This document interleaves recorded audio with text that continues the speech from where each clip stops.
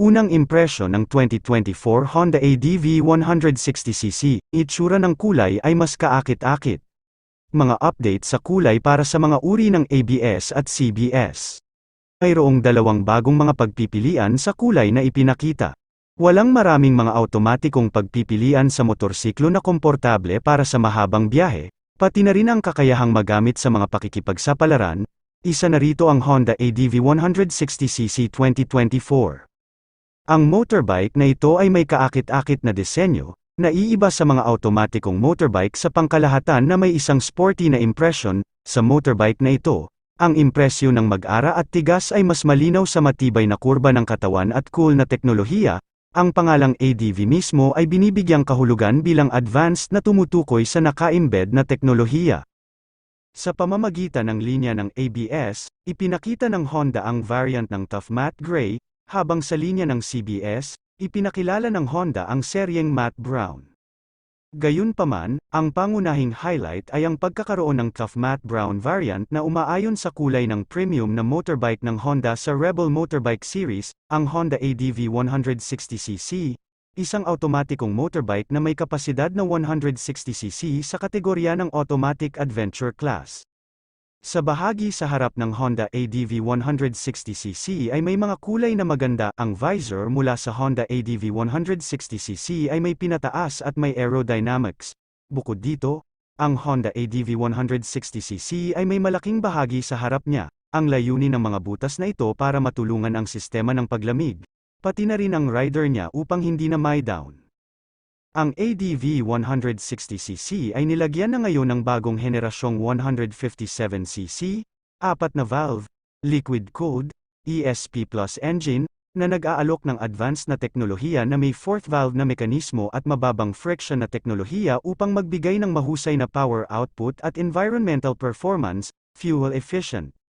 Naghahatid ito ng maximum power na 11.8 kW at 8,500 revolutions per minute at pinakamataas na torque na 14.7 Nm at 6,500 revolutions per minute, na nagpapatunay na higit pa sa sapat para sa isang maasahang biyahe na magdadala sa iyo mula sa araw-araw na pag-commute patungo sa mga leisure trip.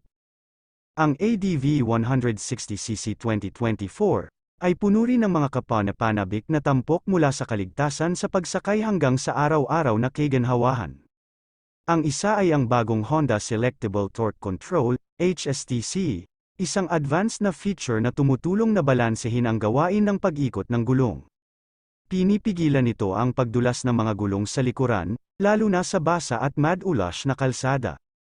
Itinakda rin upang maiwasan ang pag-lock ng gulong at pataasin ang katatagan sa kaso ng biglaang pagpreno ay ang Anti-Lock Braking System, ABS, na may wavy disc brakes, nagbibigay ang system ng mas mahusay na kakayahan sa pagpepreno pati na rin ang isang agresibong hitsura.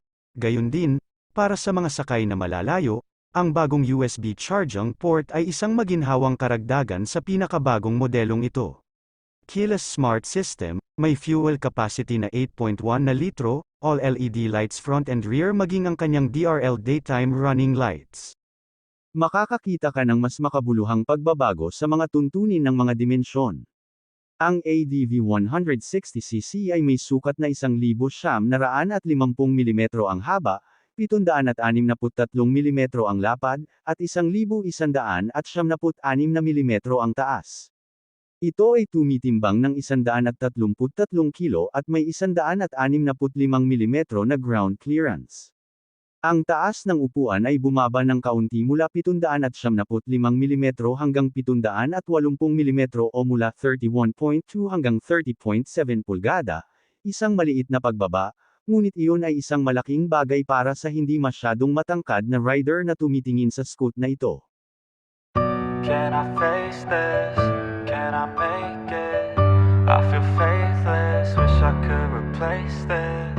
I need changes, I wanna be the greatest. So I will chase it, I will be courageous. Waking up, every day's tough. I'm just hoping I can make it through the same stuff. Got a bad job, got no love. Feel so alone, feel so stuck. Gotta find something to look forward to. Anything to keep my mind off what I'm going through. But I don't know where to start, what's the first move? Maybe I just try a bunch of different things soon. Yeah, that could be the trick.